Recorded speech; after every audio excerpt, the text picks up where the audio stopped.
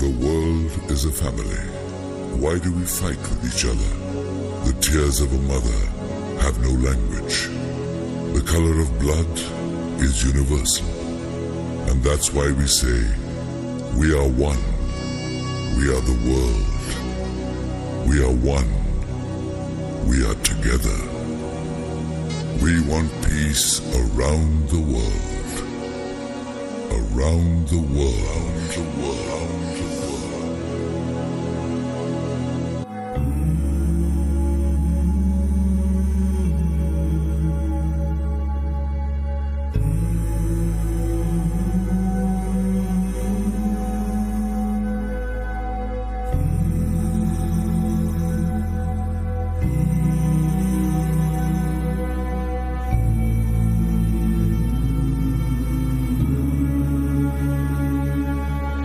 सर्वेषां स्वस्तिर्भवतु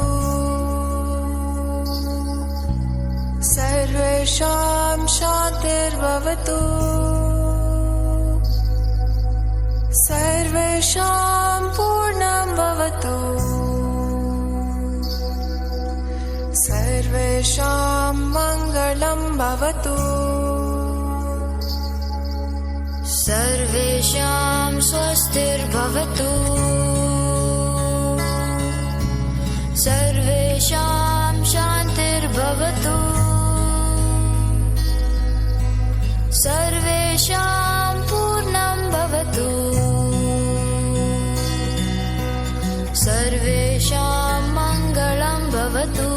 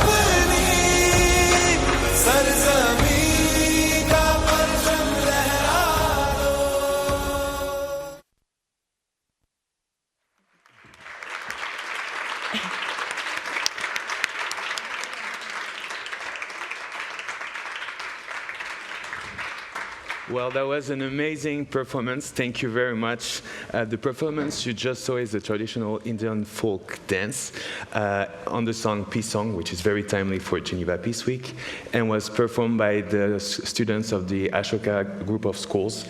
They travel all the way from India to be tonight with us. So I think they deserve another round of applause.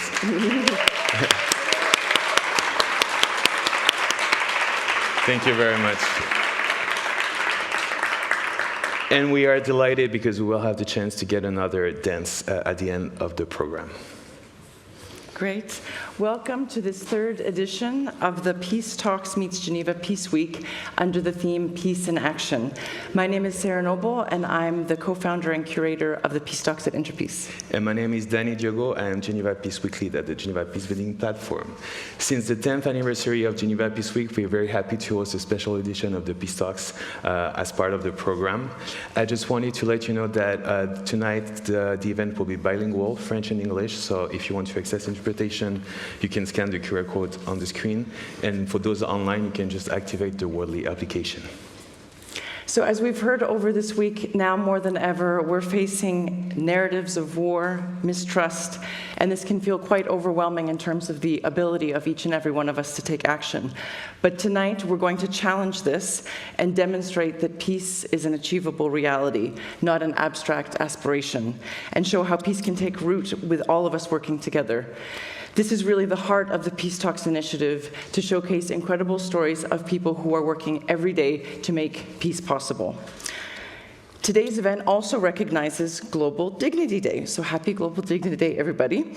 It's observed annually on the third Wednesday of October, and this day honors the inherent worth of every person, opening the door to deeper understanding and fostering genuine solidarity in our daily lives. Upholding dignity not only strengthens the bonds between us, but also reinforces global respect and creating the foundations upon which lasting peace can be built. We're very happy to be here in the Geneva Peace Week. The Peace Talks initiative was co-founded by the United Nations Office at Geneva with the Geneva Peace Building Platform and Interpeace, and with the support of the Swiss government 12 years ago.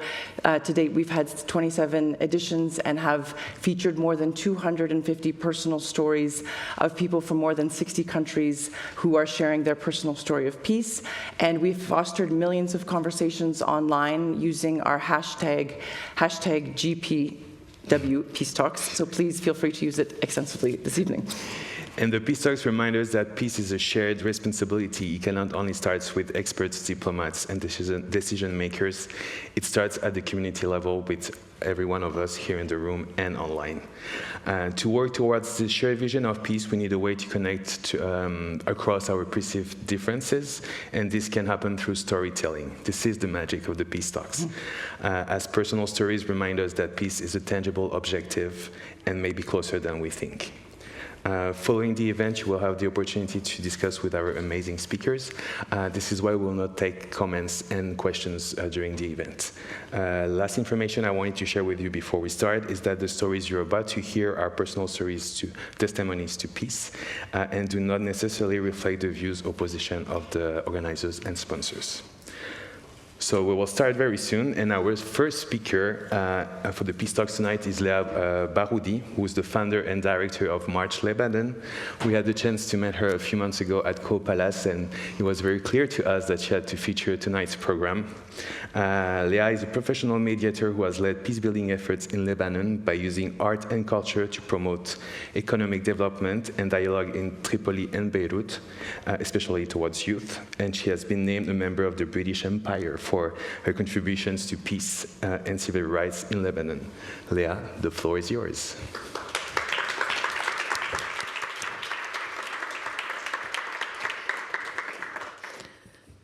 Thank you, Danny and Sarah. It's a pleasure to be here, everyone. Can people change? Can someone go from being an ideological fighter with an extremist group to someone who believes in peace, in diversity, and in coexistence? My name is Léa Baroudi, and I'm going to try to answer this question today through sharing my experience and how I inadvertently contributed to peace. I say inadvertently because I'm not your typical peace builder. I'm a Lebanese Christian, And I was born and spent my childhood during the Lebanese Civil War. Like many, I carried that war with me long after the fighting had stopped. I had my share of fleeing under the bombs from one area to another, to immigrating many times and coming back, and growing up always with this whisper, the other is out to get us. I didn't start out wanting to fix the world.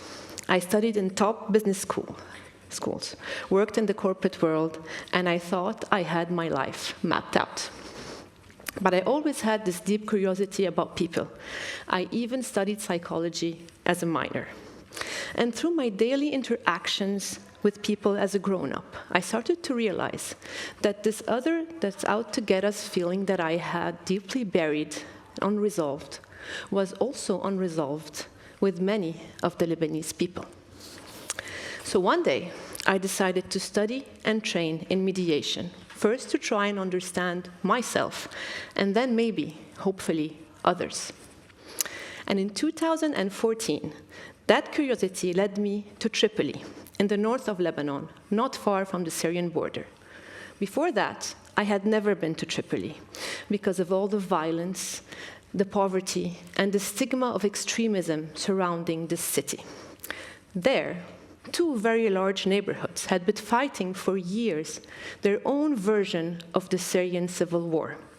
A Alawite neighborhood and a Sunni neighborhood, separated by just one street, ironically called Syria Street.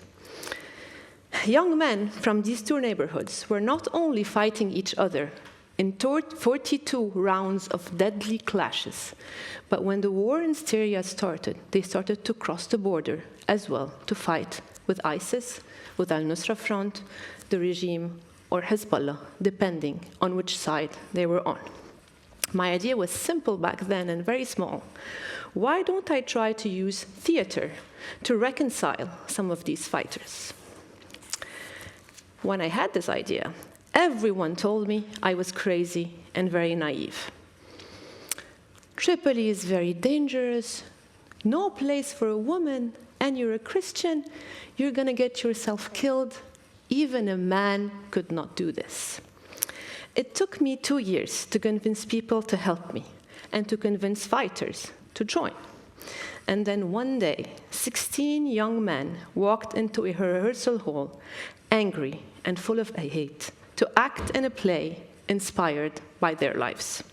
8 from each side. The beginnings were so hard. When they showed up armed. We used to search them, find razor blades under their tongues, knives in their socks, guns in their pockets. One of them came one day with a homemade bomb. They saw each other as mortal enemies, but because we told them that the play was inspired by their lives, they started to share each other's stories. And when they did, they started to realize they were not so different. They shared the same pains, the same dreams, the same losses, the same fears. And friendships started to blossom. And the play, Love and War on the Rooftop, toured with full houses and standing ovations. We called it Love and War on the Rooftop because they told us that everything in their areas used to happen on rooftops. From snipers shooting at each other, to friends playing cards, or secret love rendezvous, because this and prison were the only places that they could meet.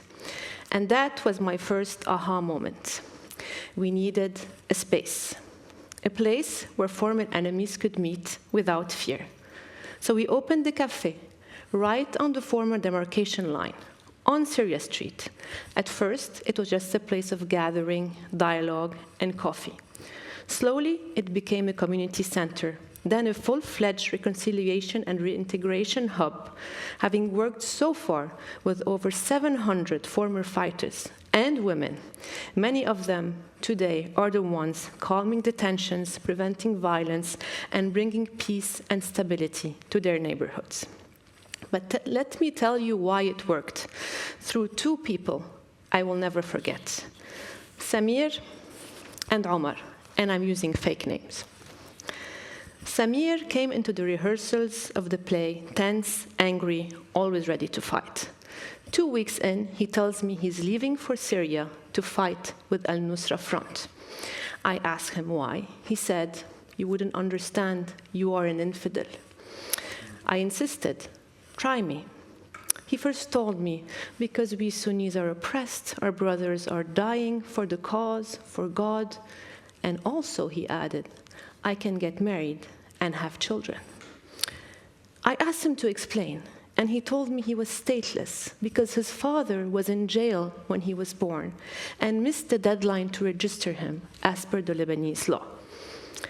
I started asking him all sorts of questions about his situation and asked him to wait a bit before going.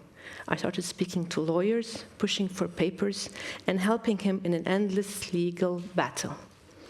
Fast forward 10 years, today, Samir is one of the main coordinators of the program, helping me in our mission. And when I asked him what changed, he said, "You didn't try to convince me with logical arguments or what's right or wrong not to go. You just listened, you didn't judge, you tried to help, and you kept your word." Today, Samir is married, and he has a daughter named Leah. Then there is Omar. Omar, who came to us years after Samir.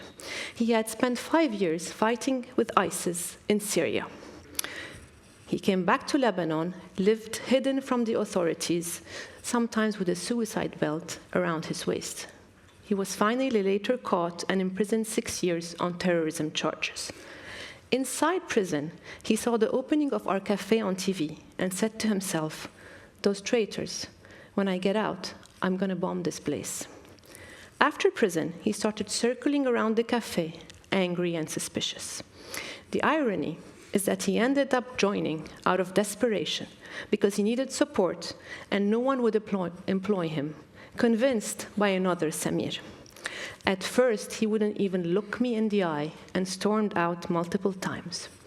One day, I noticed he was unwell. I said, "You need a doctor." He refused. I insisted. He refused again.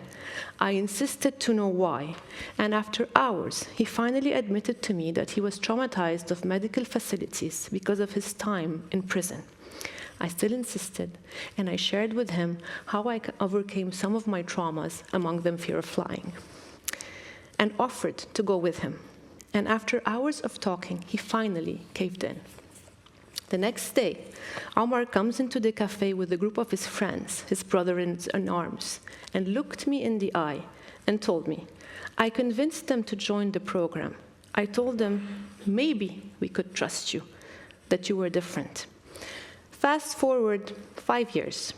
Omar today, who was part of ISIS and who wanted to bomb our cafe, is now in charge of its security and actively mentoring other young men not to fall in the same path that he did. When I asked him what changed, he told me, "The whole program is great. The psychological support, the classes, the vocational trainings, the dialogue, the community service, everything. But that's not what made me click."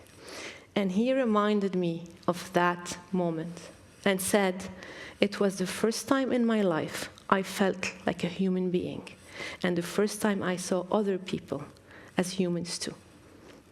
These are just 2 stories out of hundreds that touched me deeply and taught me the real secret of peace building. So to go back to the first question, can people change? For me, no, because it's not about change. It's about helping people go back to their core selves, to who they were before the traumas, the betrayals, the humiliations, the negative experiences, and the fear. Because fear makes us be the worst versions of ourselves. It activates our primitive brain, the amygdala, and pushes us to do terrible things, especially when manipulated by external factors. But when people feel safe again, that fear loses its grip.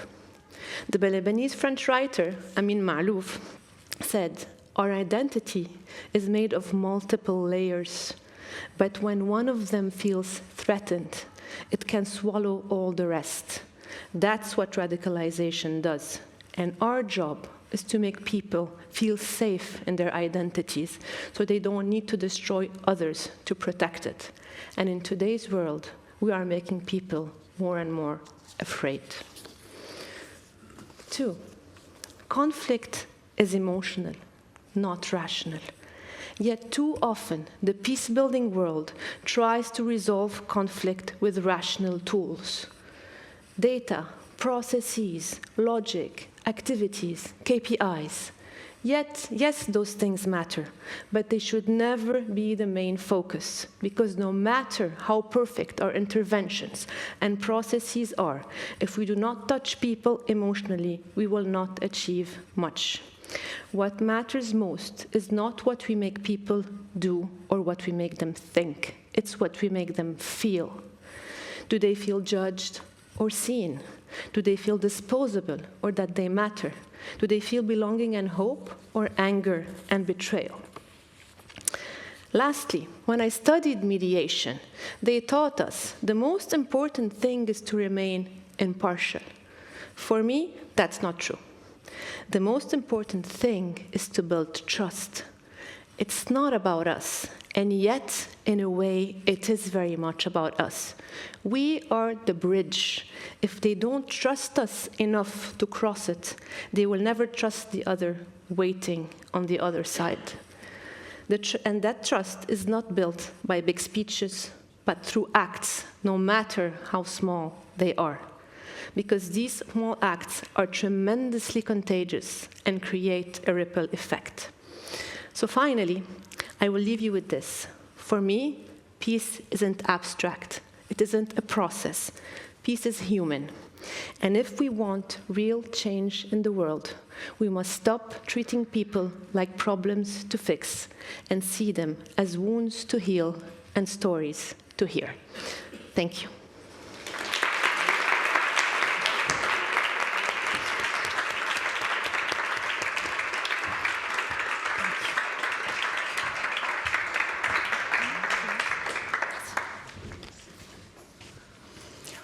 Wow. Thank you so much, Leah, for sharing your story and for attesting to the power of art to be used as a tool to build bridges and foster peaceful communities. Our next speaker is Pishkafti Tarek Shokri, who's the head of program for the Geneva Call Mission in Iraq. And he's going to bring his ground-level experience in humanitarian relief and crisis management to vulnerable populations. He has worked with Yazidi populations, including facilitating dialogue with local governments and armed groups for stabilization. Pishkafti, welcome. The floor is yours.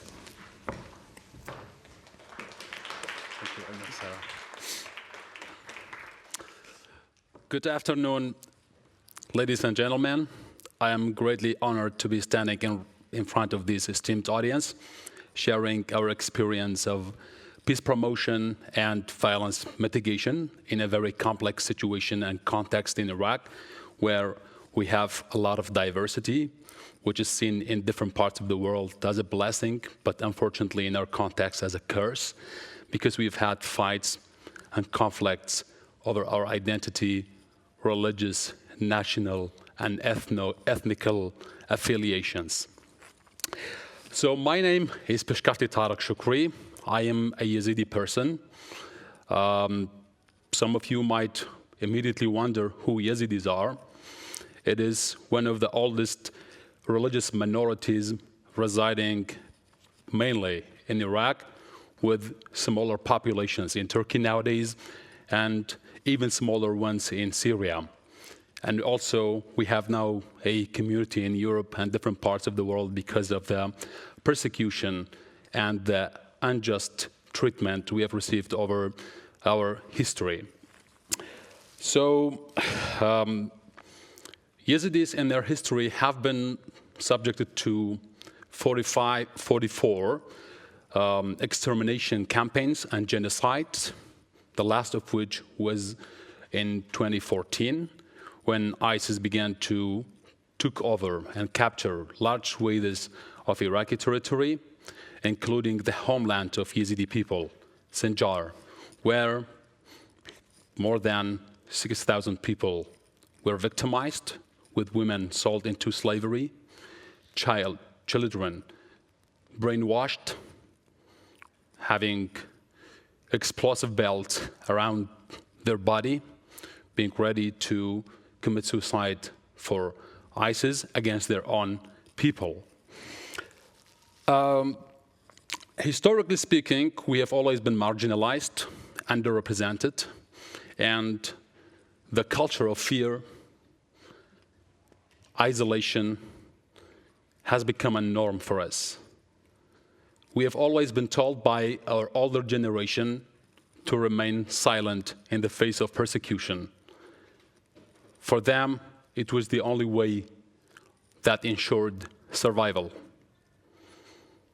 In the aftermath of ISIS attack in 2014, we have come to a realization that now is the time for us also to talk and to break the chains of silence and to get more involved with other people as well, not only restrict ourselves to the Yazidi community, because there was a lot of pressure on us not to mingle with others to avoid persecution and mass killings.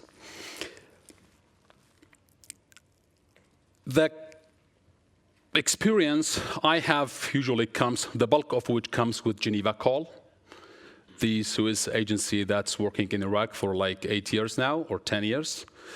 We have been working with different communities, and of course, in 2014, the whole social fabric of Iraq was shattered into pieces beyond repair, and a lot of tensions and mistrust was generated between the different components of the Iraqi society, including Yazidis and Sunni Arabs in areas around the city of Mosul, which was the first city overtaken by ISIS.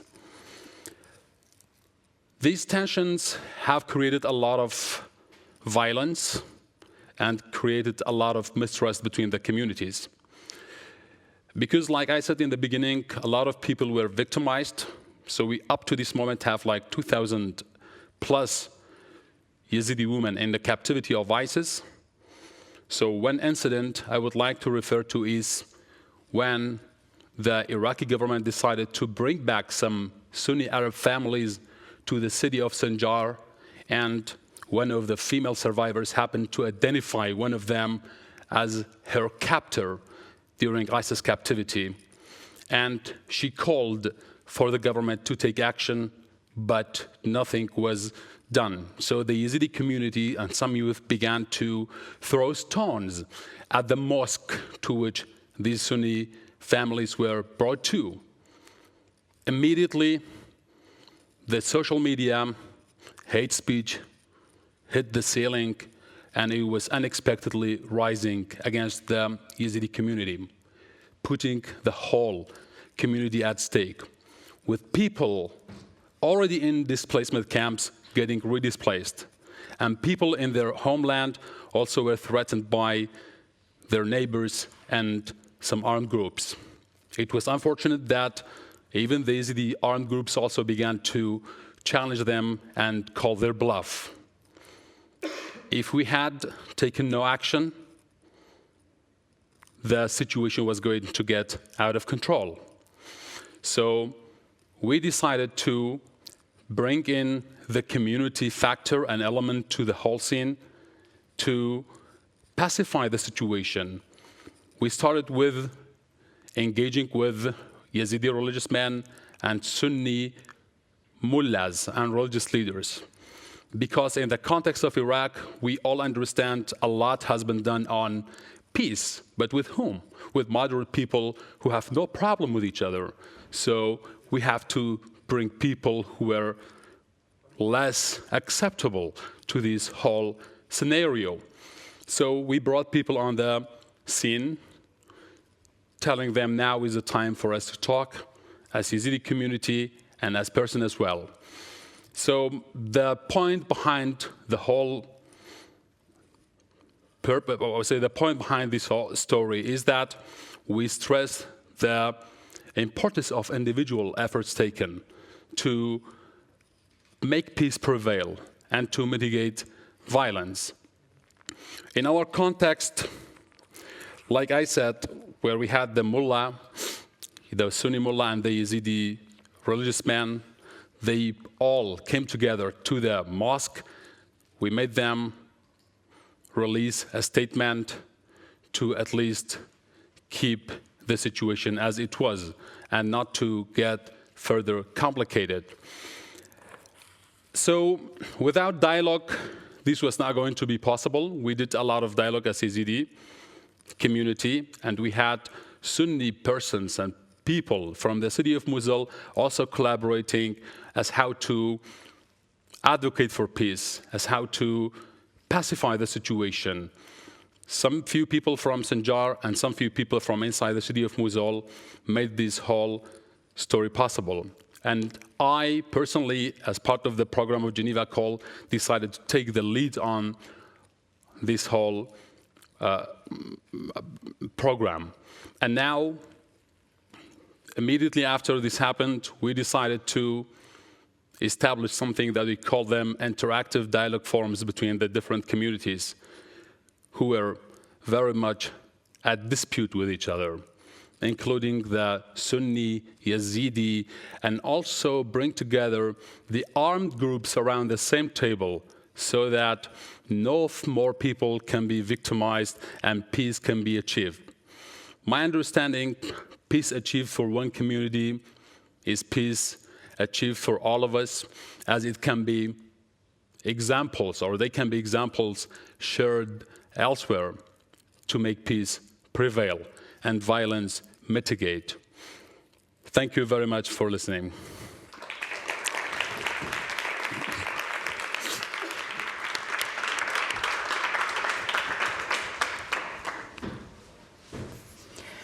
Thank you very much, Pishkafti, for the important work that you're doing. We would now like to introduce Sophia Strill-Rever, who will share with us an original poem, I Am Peace, honoring inner peace and providing some inspiration as to what we as individuals are capable of doing today.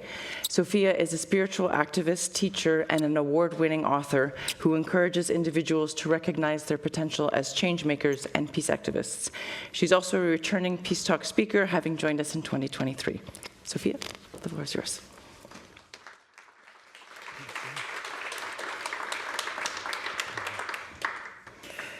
Thank you, Sarah. Welcome, everyone. I invite you to open your heart and connect to the pulse of peace while I'm chanting the mantra of deep peace.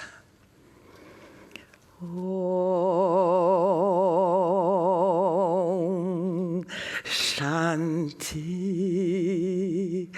Shanti, Shanti.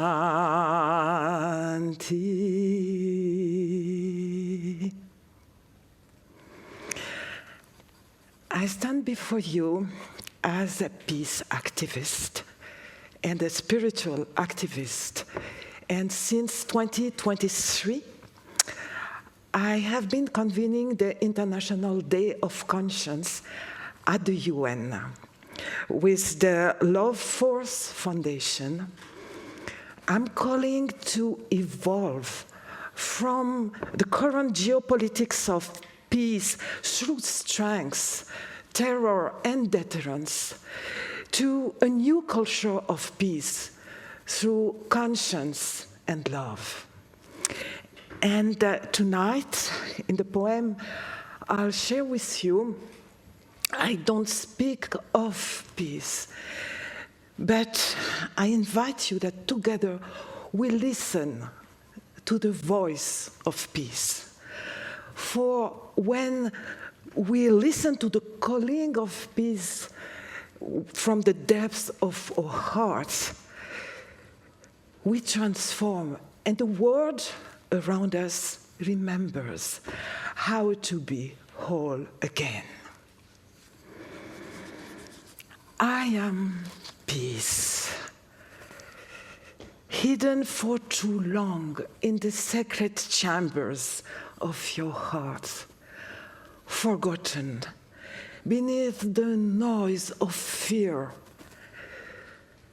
the rush of power, the silence of indifference. But now my voice is rising. Can you hear me? In the beatings of your hearts, in the cry of the earth, in the whisper of children yet to dream. I am peace, and I'm coming home. I'm not born from treaties or weapons. I'm born from the tenderness between your hands, from your courage to forgive, from your soul that remember we are one earth, one family, one future. For centuries, I have been betrayed, traded for control, doctrines of deterrence, scarcity, and separation.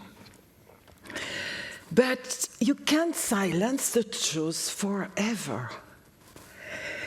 The truth is love, and love is my language.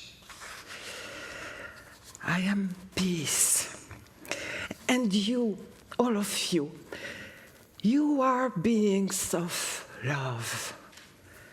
Remember, from your first breath, you survived because others cared. Your heart was shaped by affection, by reciprocity, by presence. So, why do you forget me? Why do you forget us? Your brain is wired for compassion. Your spirit is built for cooperation. The survival of the kindest. That's your truth. That's my home. I am peace. Multilateral, multi-generational, woven through conscience and compassion. Imagine a world where decisions are guided by care, where policies protect the most vulnerable, where education teaches the wisdom of empathy, and economies serve the well-being of all. A world where leaders listen, not dominate, and nations unite, not divide. I am peace, and I am not wishful thinking. I am the next realistic step of your evolution. I'm the rise of the love-force generation, those who dare to sail when governments fail, those who listen to my voice saying, leave no one behind. You were born to unite. You were born to transform. You were born to turn planet Earth into planet love. Love shall overcome. Love shall overcome. Love shall overcome someday. Oh, deep in my heart I do believe love shall overcome someday. We'll walk hand in hand from south, north, east, and west. We'll walk hand in hand someday. Oh, heart I do believe we'll walk hand in hand someday. We are the love we want to see in the world. The love we want to see in the world. Oh, deep in my heart I do believe we'll turn planet Earth into planet love.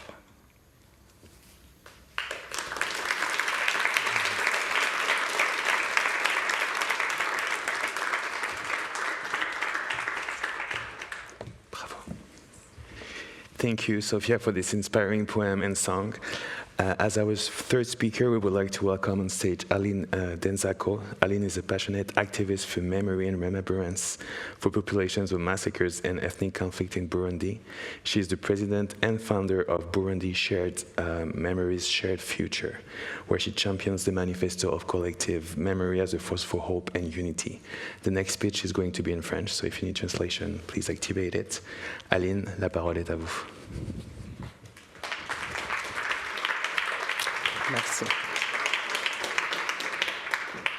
Merci. Mesdames, Messieurs, merci de m'accueillir. Aujourd'hui, je viens parler de ma famille. C'est très difficile à chaque fois, mais bon, je vais essayer de tenir. Je veux des sourires sur vos visages, comme ça je tiendrai. Je viens parler de ma famille, je viens parler de mon pays. Et surtout, je veux parler de cette force qu'on a de toujours croire en la paix. Voilà, je suis Aline Denzako, je suis la petite fille du roi Mwambutsa IV, la nièce de Rwagasore Louis, qui est le héros national, et de Ntare V, qui était le dernier roi du Burundi, tous les deux disparus dans des circonstances tragiques.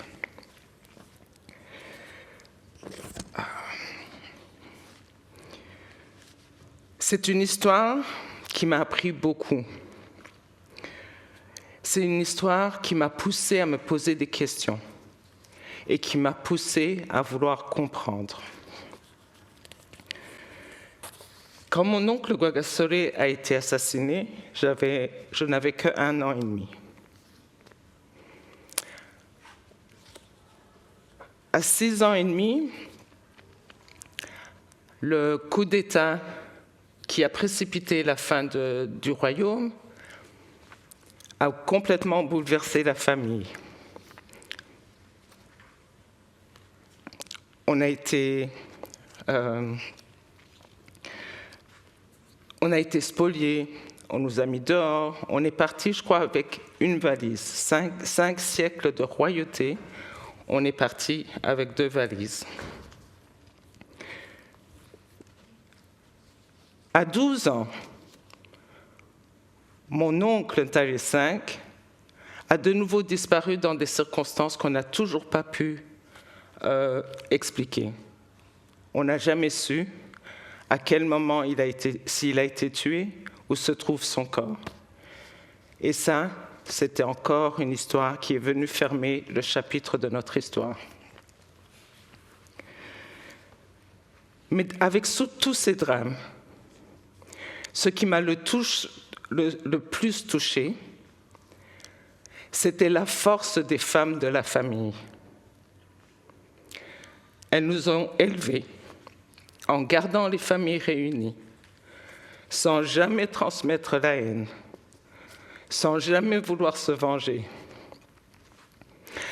Elles nous ont donné, elles se sont battues, elles sont restées debout.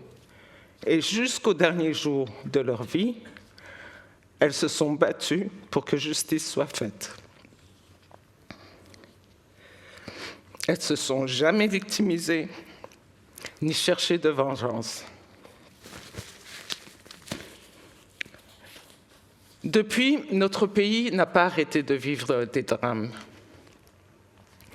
On a vécu des crimes de masse en 1965, en 1972, dans les années 80 et 90, en 1993, et récemment, la crise de 2015 a encore jeté sur les routes des centaines de milliers de personnes parties en exil.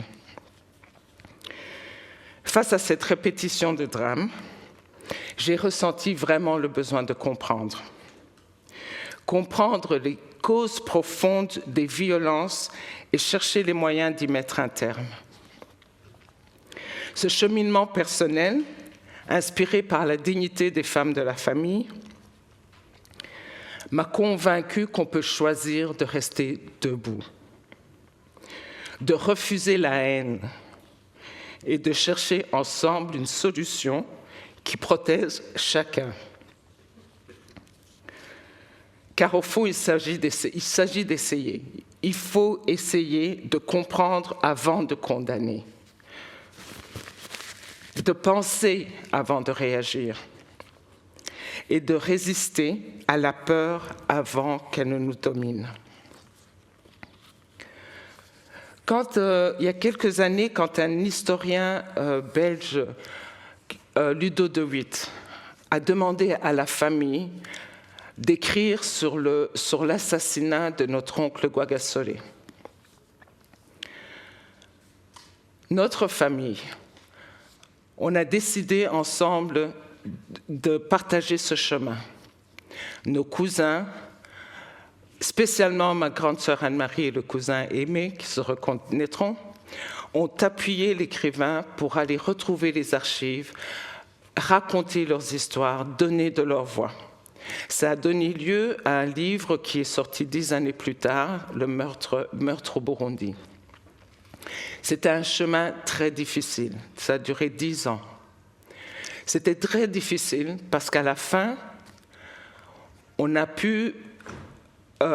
il a montré comment les cousins de notre oncle avaient comploté et avaient abouti à l'assassinat de leur cousin, qui est notre oncle. C'était une vérité nécessaire pour nos cousins, pour nous-mêmes, pour la famille. Mais ce que ça a montré aussi, c'est que les cousins qui ont comploté contre notre oncle avaient été victimes de la manipulation du pouvoir colonial de l'époque. Cette vérité nous a aidés à continuer à vivre ensemble. Elle est complexe, sincère et à la base d'une vraie réconciliation.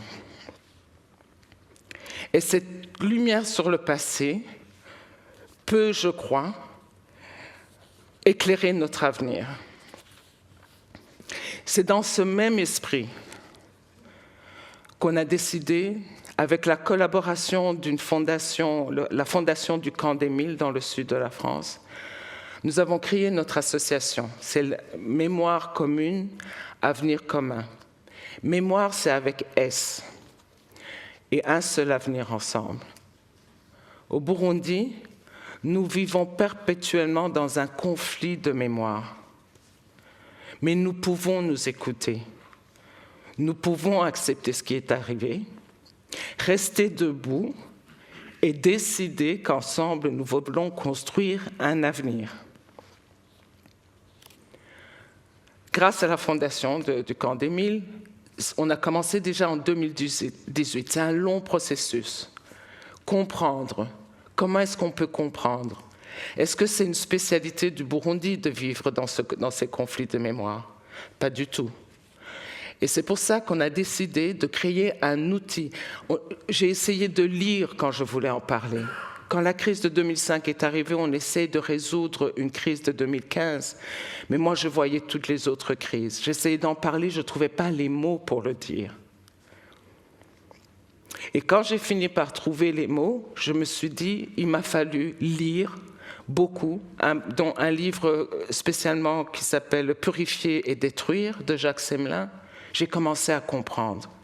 Et puis, je me suis rendu compte que les universités sont remplies de recherches qui ont été faites sur le comportement humain, sociologiquement, sur les économies qui poussent qu'on va vers les violences extrêmes. Mais comment est-ce qu'on va aller expliquer à nos paysans qui, tous les 5-10 ans, ne savent même pas pourquoi ils ont été tués leurs voisins? Ils ne savent même pas comment on y est arrivé. Comment est-ce qu'on va pouvoir leur expliquer? Et c'est pour ça qu'on a décidé de travailler sur un documentaire qui peut essayer de vulgariser ces différentes recherches qui existent et de le mettre à la disposition de la population pour qu'ils puissent comprendre, pour qu'on puisse voir ce mal arriver, qu'on puisse identifier les cycles de violence, qu'on puisse identifier les mécanismes qui nous mènent vers ces violences et pouvoir surtout y résister individuellement. On peut dire non à la haine. On peut dire non à ces messages qui font qu'on se déteste et qu'on commence à se taper dessus. Donc le documentaire qu'on va faire, et surtout on s'est dit, ce n'est même pas une spécificité du Burundi. Est-ce que ça se passe ailleurs? Est-ce que les mêmes mécanismes arrivent ailleurs? C'est les mêmes mécanismes que ce soit en Colombie, en Bosnie-Herzégovine ou au Burundi. Donc on en parlera de tout ça, pour pouvoir regarder des images et déjà qu'on puisse voir que nous ne sommes pas exceptionnels. Ça arrive à tout le monde, les mécanismes sont les mêmes et il existe des pistes pour y résister.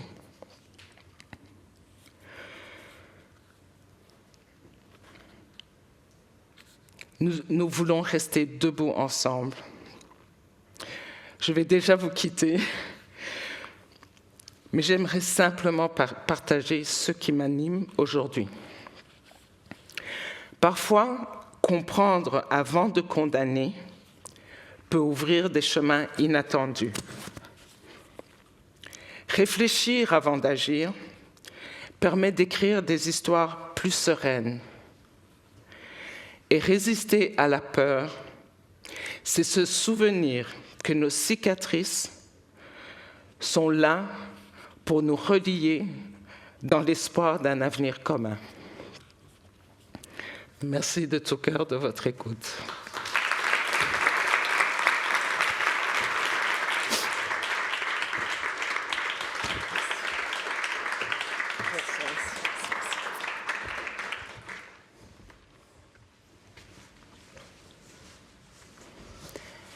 Thank you very much, Aline, for your story and for the important work you're doing around memory. And I hope in the future edition of the Geneva Peace Week, we'll be able to screen your documentary when it comes to life. So we would now like to welcome Martin Albani, who is a senior advisor for peacebuilding, mediation, and negotiation. He's the former head of the peace mediation and dialogue sector in the European External Action Service. He served as an EU diplomat with more than 15 years of experience in international affairs and peacebuilding. He has held previous positions in the European Commission, the European Parliament, and the German Federal Parliament, and the private sector. And he also regularly gives lectures on peacebuilding. Please join us in welcoming Martin. Thank you. Thank you, Sarah. Thank you very much. A very good afternoon, Your Excellencies, dear colleagues, dear friends. Thank you all for being here. My name is Martin Albani. For the last more than 15 years, I have been, Sarah mentioned it, had the privilege to work on building peace as a European Union diplomat and official, and as an independent peace-building advisor. And until earlier this year, I headed the peace mediation and dialogue sector of the European Union's external service. That's the sector that coordinates the EU's engagement in peace processes and supports mediation and dialogue processes worldwide. Now, there are many valuable lessons I could share, professional insights, but I don't want to do this today. I want to talk to you about something more personal. I want to share what inspires me to act for peace and to continue to do so. After all, peace is always being built by people. And we all have a personal story with it. Mine started at a very young age. When I was still a child, I grew up in socialist Eastern Germany, a dictatorship that suppressed its people and stifled any dissent. If you resisted, even passively, you had to face severe personal consequences. And yet, the longing of the people for freedom and democracy could not be suppressed forever. I will never forget the intense emotions of 1989, when I was demonstrating in the streets, holding my father's hand against the feared state security service, the Stasi. There was hope and excitement in the air, but you could also smell the fear of what would happen, of how the regime would react. And despite that fear, people chanted peacefully, and we were holding candles. Then back at home, I was glued to our little black and white TV. I was watching the news, press conferences, heard all these heated debates. And then, finally one day, 9th November, that wall that was supposed to last forever, it fell. And I was in Berlin with my parents, hammering small pieces of colorful concrete out of it. I still have them at home. The joy, the jubilation of that day, and of course the start of a long process of rebuilding or building a reunited Germany that still continues today. Earlier this month, we celebrated the 35th anniversary. Of course, I didn't understand all the political implications at the time. I was much too young. But I sensed some key elements that I then found again and again when talking to peacebuilders all over the world later on. First, we all need a vision, a powerful vision of a better future, one that really resonates for us and inspires us, one that helps us to keep hope alive during long and dark periods of apparent hopelessness. For me, hope is not the conviction that something will turn out the way we want it to be, but it's the certainty that something makes sense no matter how it turns out. To borrow the words of Václav Havel, a very famous Czech activist and later president, who inspired many at the time, including in Eastern Germany. And in today's world, with its very strong security and defense narrative, not being shy about this vision of a peaceful resolution of conflicts seems more important than ever. Secondly, we need fierce determination and the willingness to take risks, both political but also personal. But we also need the endurance to keep trying again and again. Building peace is a long-term process. It doesn't just take a few months or maybe one election cycle. It takes decades. And it is rarely a linear journey. Often we do many steps back before we make real progress. I'm afraid I'm not particularly patient, and I can get really frustrated in this process. But then I remind myself that all conflicts can be solved peacefully. The question rather is, are we willing to try hard enough? And are we willing to try long enough? And finally, and I think this is often overlooked, we need a great deal of humility in this work. Building peace that lasts, not just getting a paper with many signatures on it, is not an ego show. You can never impose solutions from the outside. You can only offer support. The locals are the real conflict experts, not us. And there's no perfection in this work. Rarely do we achieve this textbook, fully inclusive and comprehensive peace agreement that we all aspire to. And when success finally comes, it always has many parents, and the best stories you usually can't talk about. But if you learn to celebrate relative gains and small wins, you can come far, very far, step by step. After all, even a ceasefire that only lasts a few weeks can save the lives of hundreds of people, and it may be a stepping stone to something greater once the time is right. Vision, determination, humility. The longer I work in conflict resolution, the more I am convinced that building peace in the world starts within ourselves. The way out is first of all in. For how can we aspire to build peace when we have lost hope and succumbed to cynicism? Or when we are filled with a thirst for revenge? I'm convinced if you fight hatred with more hatred, you will end up recreating the exact same thing you are opposing. The strength of these peaceful revolutions in Eastern Germany and Central Europe lay precisely in their reliance on the so-called soft tools of reconciliation, nonviolence, and dialogue. But make no mistake, there's nothing soft about these tools.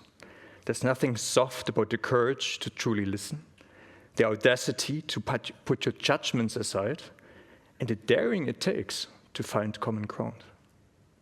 In fact, this is hard work and incredibly challenging. All the more so when your loved ones or yourself have suffered immense pain. I will never forget the tension in this small negotiation room where representatives from warring parties in a brutally violent and deeply entrenched civil war were facing each other, all of them marked by the severe human rights violations on all sides. Or the minister of an interim government who told me about his cousin, who was coldly murdered by the same military officials he now has to negotiate with. But I also remember the courage of that same minister, his ability to overcome personal pain and to enter into dialogue for the good of his country. And the strength of those confidential dialogue formats where, after many meetings, an atmosphere of respect and cautious trust between bitter rivals had finally and slowly been built. And I remember my grandfathers. Both of them had to fight in World War II. One ended up being a prisoner of war in France. As a child, I often heard their stories and their insistence that that insanity of war can never be allowed to happen again, and that we must reconcile with our neighbors. And it was my grandfather, the one who had been imprisoned in France, who then strongly encouraged me to learn French. I found it very hard in school. And to finally study in university in France. For my grandfathers, peace and reconciliation was something deeply personal, and in fact, it always is.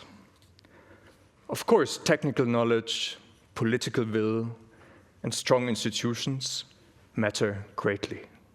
As they say, building peace is both an art and a science. But in the end, if you want to build peace that truly lasts, there's no other way than to look deep inside and to recognize the shared humanity and the dignity of the other. For me, peace is not something we can ever possess. The courage to truly listen, to understand, and to build trust has to be practiced every single day anew, starting with ourselves. Thank you very much.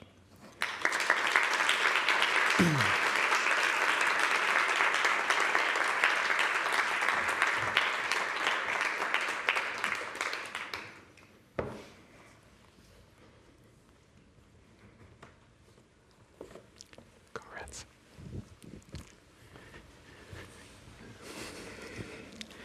Thank you, Martin. As promised at the beginning, I would like to welcome once again on stage the kids from the Ashoka School who will provide us with a second traditional dance. The song is called Gumar Song, and I wanted to say a special thank you, but I know he just left, to Dr. Dinesh Sabnis, who made this possible. Students, please welcome. Maybe I'll go pick them up.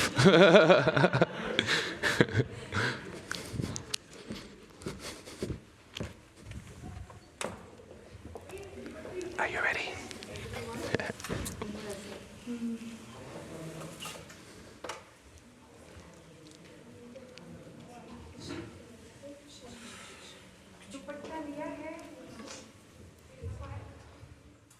Good luck.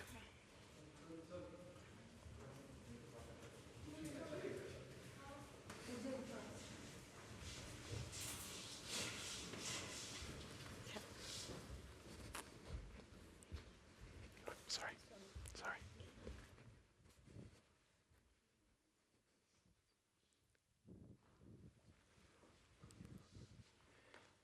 Is it all good? Okay, you can go.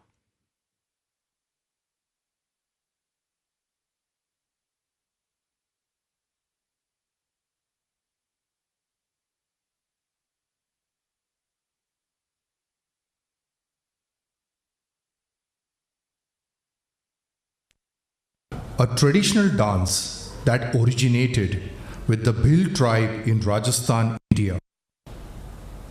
Ghumar is characterized by its collective nature, encouraging participants to come together in a spirit of unity, respect, and joy.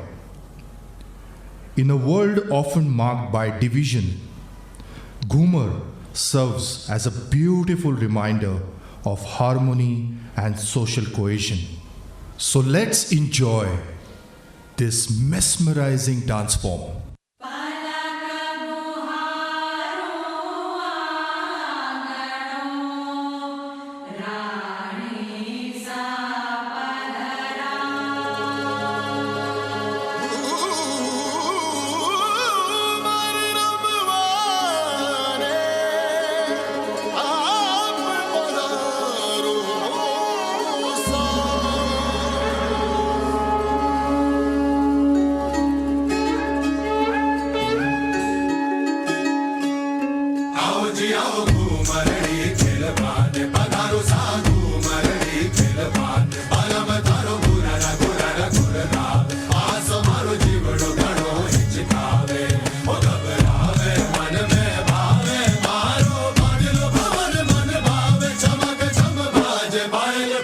Thank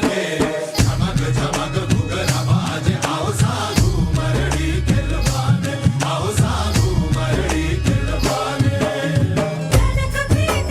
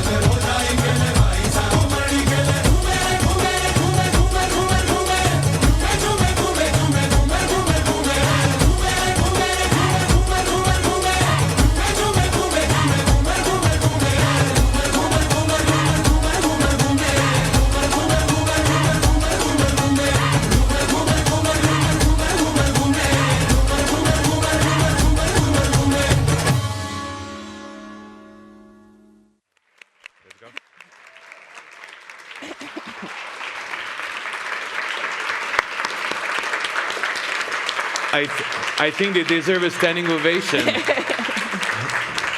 Thank you very much. That was beautiful. Thank you. Thank you.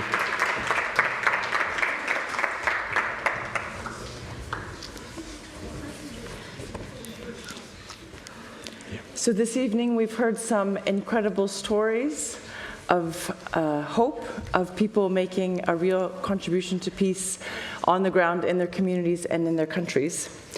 And we hope that you've enjoyed tonight's program. And there's still ways to keep in touch with the Peace Talks. We will be having our next event in Geneva on the International Day of Peace on the 21st of September 2026. At Geneva Peace Week, the Peace Talks have provided a space for dialogue and equip individuals with ideas on how peace can manifest on a daily basis.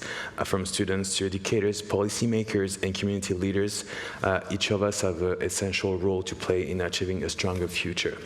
So on behalf of the Geneva Peace Building Platform, I would like to, first of all, thank you for joining the Peace Talks tonight. And we're looking forward to having you for the rest of Geneva Peace Week, which is 1.5 days left. And we'd also like to thank the team at Interpeace, at the GPP, at the Graduate Institute, the teams behind us who have been managing on the audio, and our sponsors, Mirabeau, and also the partnership with Geneva Call that has made this possible. And we'd also really like to thank our speakers. So we'd like to invite you all to come on stage, please. And we'd also like to invite the dancers. But I think they went You think to they're change, yeah. Yeah.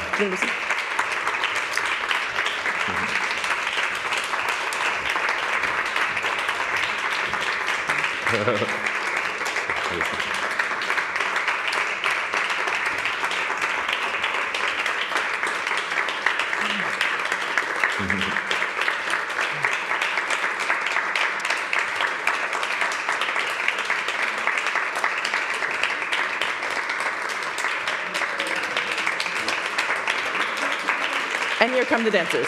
They're coming, they're great. Please. Please.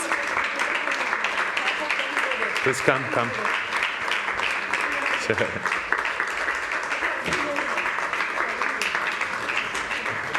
And some of you can go over there. You can come here. Great. Please. Congratulations.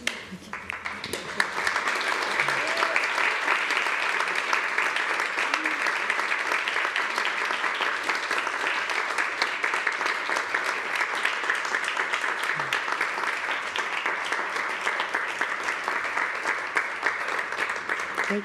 Thank you very much and enjoyed the Peace Week. Thank you. Have a lovely evening.